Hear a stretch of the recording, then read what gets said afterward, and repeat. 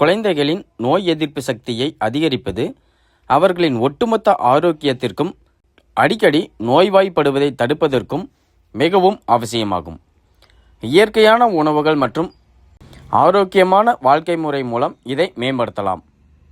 நோய் எதிர்ப்பு சக்தியை அதிகரிக்கும் முக்கிய உணவுகள்: சிட்ரஸ் பழங்கள், ஆரஞ்சு, எலுமிச்சை, சாத்துக்குடி, கிவி போன்ற விட்டமின் சி நிறைந்த பழங்கள் வெள்ளை அணுக்கள் உற்பத்தியை அதிகரித்து சளி மற்றும் காய்ச்சலை தடுக்கின்றன.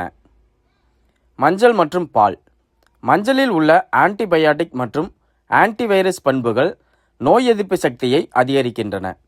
இரவு நேரத்தில் பாலில் சிறிது மஞ்சள் தூள் கலந்து கொடுப்பது நல்லது.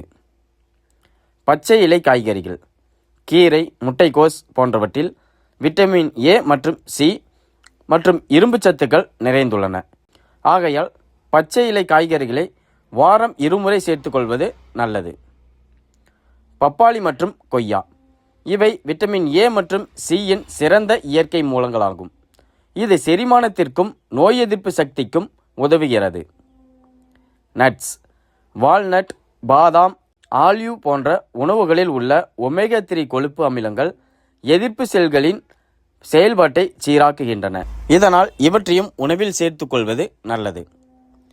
பூண்டு, வெங்காயம், இஞ்சி, இவை இயற்கையான பாக்டீரியா எதிர்ப்பு பண்புகளை கொண்டுள்ளன.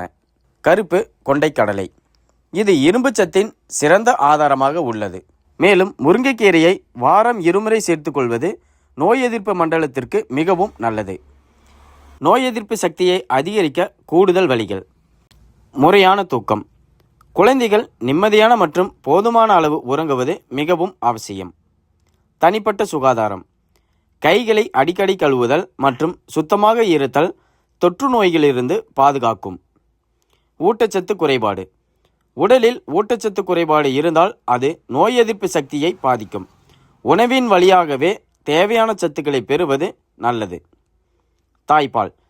பிறந்த குழந்தைக்கு முதல் 6 மாதங்கள் வரை தாய்ப்பால் கொடுப்பது மட்டுமே நோய் எதிர்ப்பு சக்திக்கான சிறந்த வழி. இந்த இயற்கை முறைகளை தவறாமல் பின்பற்றுவதன் மூலம் குழந்தைகள் அடிக்கடி நோய்வாய்ப்படுவதை தடுத்து ஆரோக்கியமாக வளர உதவலாம்.